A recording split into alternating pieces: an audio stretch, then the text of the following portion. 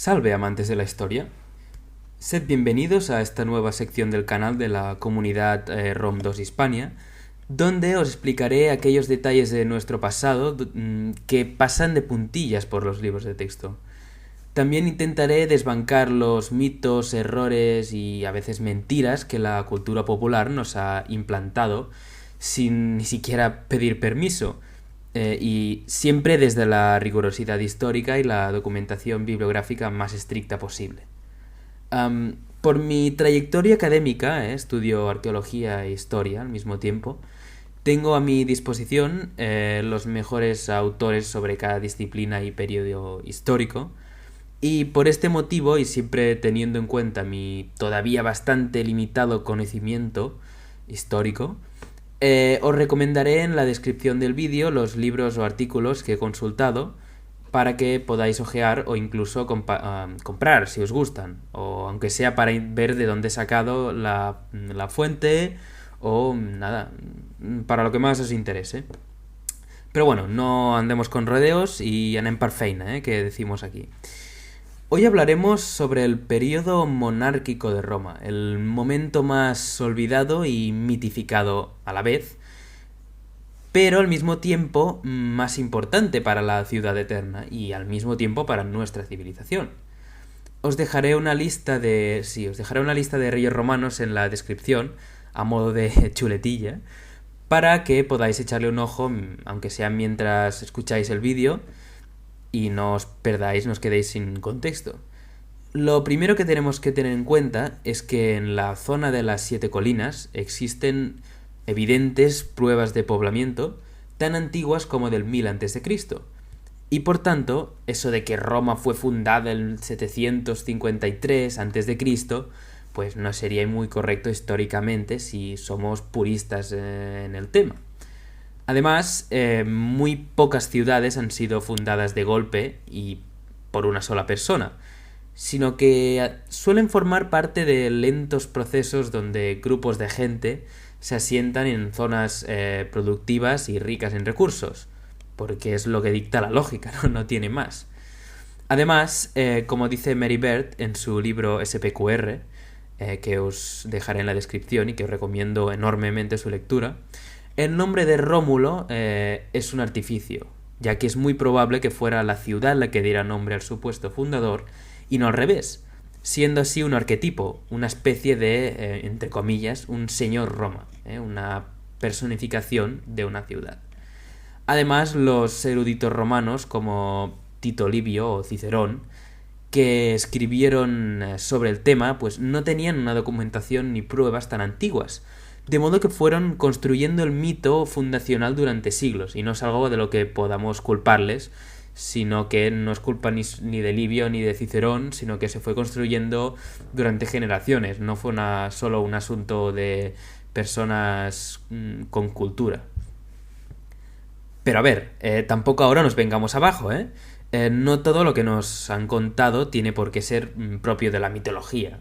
De hecho, como pasa en la Ilíada, por ejemplo, de la Ilíada de Homero, esta serie de relatos contienen muchísimos fósiles propios de la Roma arcaica, es decir, actitudes y formas de hacer que se implantan en la personalidad y las acciones de los reyes. De hecho, los relatos sobre el origen de la ciudad nos muestran un Rómulo a la cabeza de un grupo de jóvenes que parecen dominar un espacio geográfico. Básicamente los orígenes de políticos del Lacio serían esos, señores de la guerra que mantenían un precario dominio de su territorio a base de la violencia. Y de aquí los constantes conflictos que los reyes romanos, del relato tradicional, tienen contra sus vecinos, ya sean del norte, del sur, del este, y a veces hasta con gente venida del mar, es decir, se pegan con todo el mundo. Además, el relato tradicional coincide en algunos puntos en lo que se refiere al desarrollo de la ciudad, fundada, según la tradición, como ya he dicho antes y como seguramente sabréis, porque es lo que enseñan en el cole, en el 753 a.C. Por ejemplo, unas excavaciones arqueológicas se encontraron en la colina del Palatino, es la colina que posteriormente en el tiempo romanos sería la más rica, la más noble, donde los senadores, las familias patricias pondrían sus mansiones, y después donde los emperadores empezarán a construir sus palacios, de modo que es el Palatino, digamos que es una de las zonas neurálgicas de la ciudad de Roma, la Roma antigua, vaya. Encontraron un muro con un bastión fechado hacia el 730 a.C. Esto, evidentemente, fue aprovechado por los defensores de los relatos tradicionales para demostrar que eran que aquellos restos eran las primeras murallas de Roma. Las de Rómulo, vaya. El Pomerium, que creó con un arado, y bueno, no os voy a explicar ahí todo el mito. Pero es muy importante, es una parte muy importante del mito fundacional de Roma. Aunque el tema de Rómulo, como ya hemos visto, es bastante espinoso, lo que no se puede negar es que algo había en la zona de las 7 colinas en esta época, por lo cual es muy probable que ya fuera la primitiva ciudad eterna.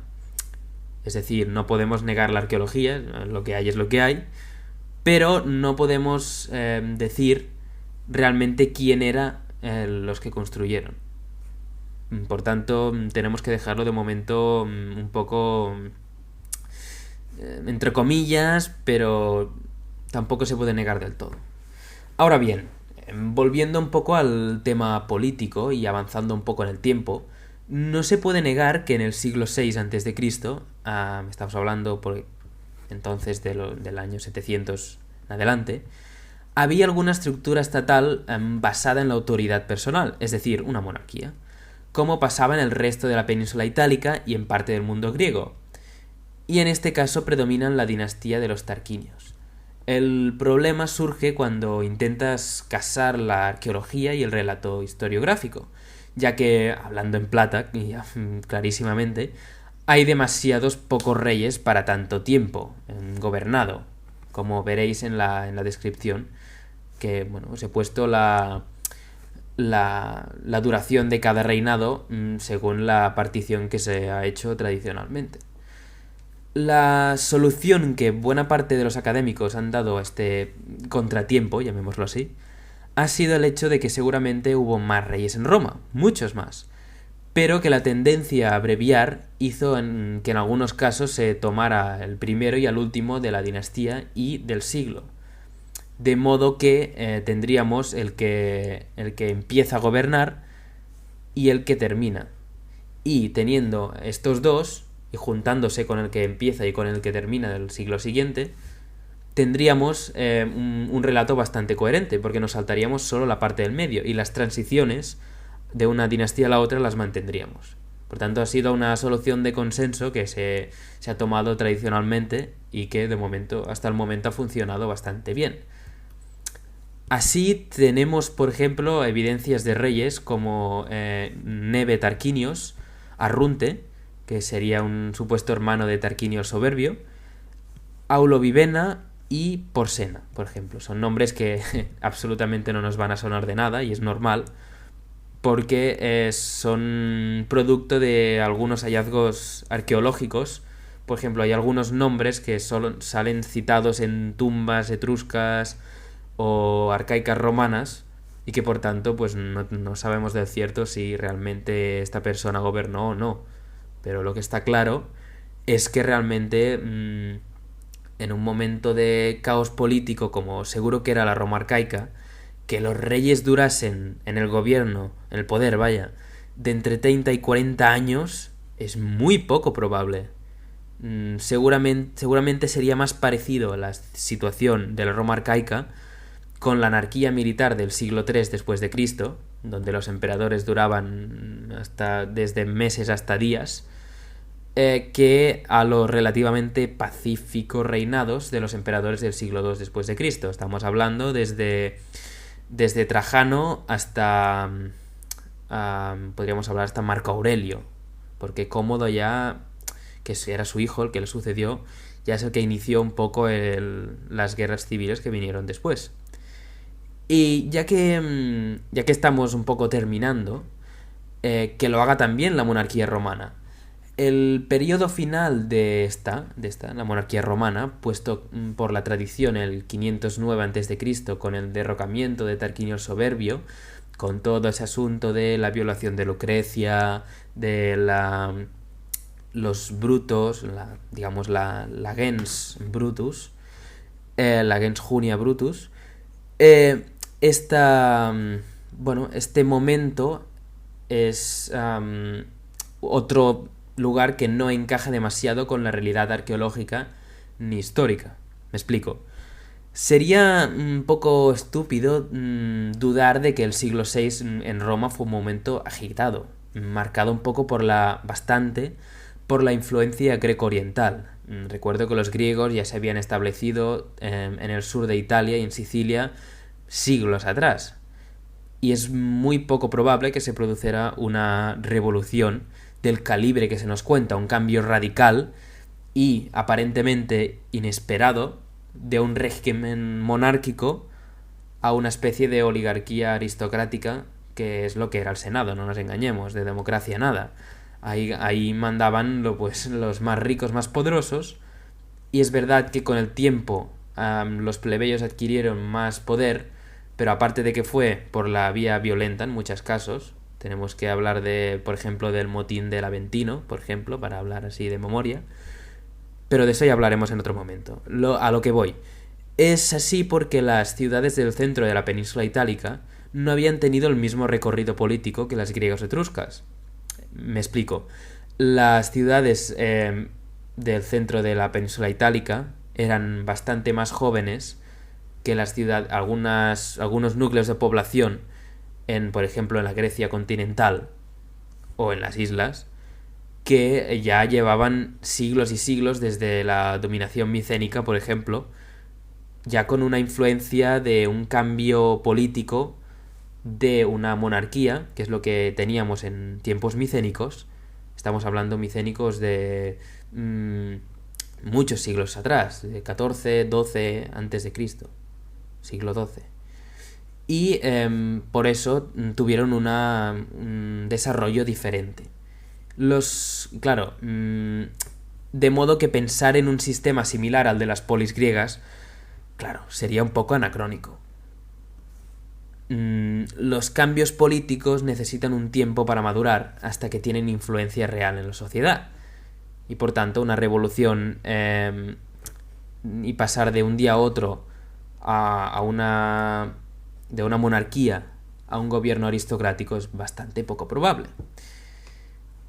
Pues nada, por hoy lo dejo aquí. Espero que este vídeo os haya entretenido e informado a partes iguales, que es mi objetivo. Intento, ya veis, no durar demasiado, porque entiendo que, aunque yo estoy totalmente en contra, que la historia realmente puede ser muy entretenida, pero bueno, yo intentaré en vídeos futuros hacer vídeos de esta duración. Y bueno, nada, ya me diréis en comentarios pues qué os parece, si tenéis alguna sugerencia. Bien, naturalmente estoy totalmente abierto a sugerencias, y si veo que son razonables y que si tenéis razón, no dudaré en hacer los cambios necesarios. Así que nada, nos vemos, o más realmente escuchamos en la próxima.